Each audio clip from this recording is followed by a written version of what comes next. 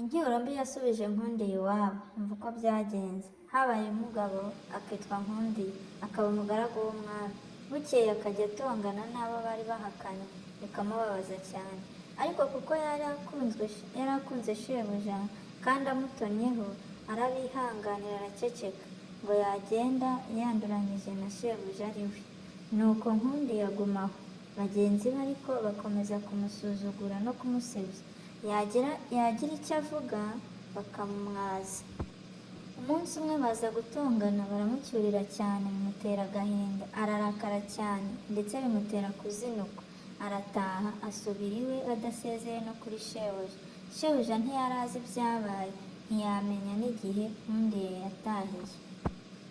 Hashize iminsi umwami atabona Nkundiye, arabaza ati mbese Nkundiye ntakimubona yagiye?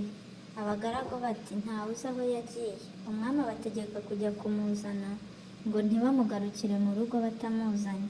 Baragenda bamusanga iwe, bamubwira ko umwami amutumiye ngo ntabone batamuzanye.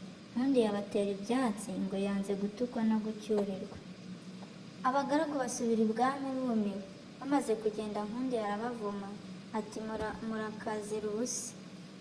Abagaragu ntibamaze kabiri, umwami abafata nabi cyane, bamwe akabatanga barapfa, abandi arabirukana.